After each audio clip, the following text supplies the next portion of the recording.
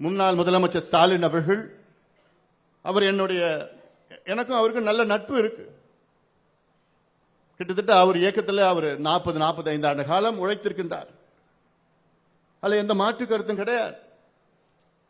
ஆனால் நீண்ட நாட்களுக்கு பிறகு அவர் இந்த பொறுப்புக்கு, முதலமைச்சர் என்பது ஒரு சாதாரண பொறுப்பு கிடையாது, மிகப்பெரிய ஒரு பதவி. அது தமிழ்நாட்டினுடைய மக்களுடைய தலையெழுத்தை மாற்றுகின்ற ஒரு பொறுப்பு.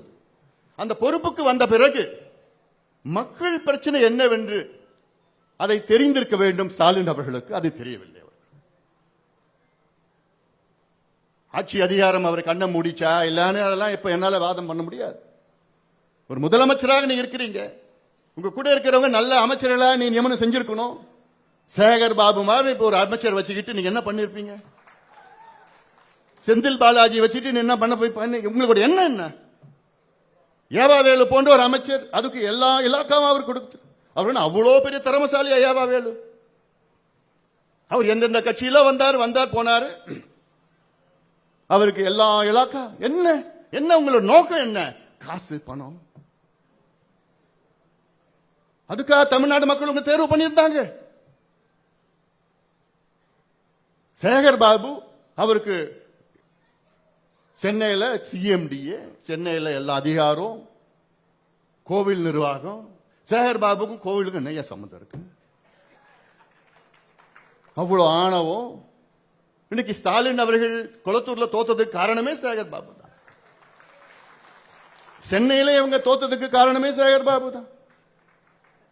அவருடைய அணுகுமுறை, அவருடைய பேச்சு, அவரு சரி, அது அவங்க கட்சி பிரச்சனை. இப்படியே இருங்க, நல்லாவே இருங்க. அது நமக்கு தெரியல. இன்னும்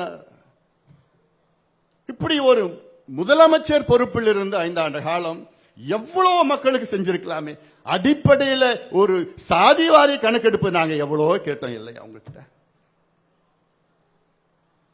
அதற்கு எத்தனை போராட்டங்கள் செய்தோம், எத்தனை மாநாடுகள் நடத்தணும், எத்தனை கருத்தரங்கள், உங்களை எத்தனை நேரா எத்தனை முறை சந்திச்சோம்.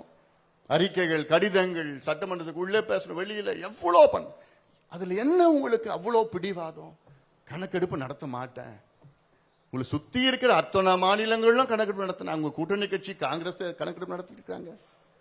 கணக்கெடுப்பு நடத்தினா என்னையா பிரச்சனை? உங்களுக்கு என்ன பிரச்சனை வந்திருக்கும்? நீங்க வெற்றி பெற்றிருப்பீங்க இந்த தேர்தலில் கணக்கெடுப்பு நடத்திருந்தீங்கன்னா. இதுதான் சமூக நீதியினுடைய அடித்தளம். சமூக நீதியினுடைய அடித்தளம் இதெல்லாம். ஆனா நான் நடத்த மாட்டேன். பிடிவா. ஏன்? உங்களுடைய அட்வைசர்ஸ் யாரு?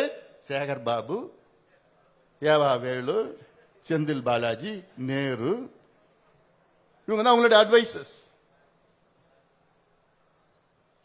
அவங்களோட நோக்கம் என்ன? எப்படி அடிக்கலாம், கொள்ளடிக்கலாம், தேர்தலில் 2000 கொடுக்கலாம், 3000 கொடுக்கலாம், கோயம்புத்தூர்ல 10,000 கொடுக்கலாம். கொடுத்து என்னாச்சு? ஒண்ணு இல்லை.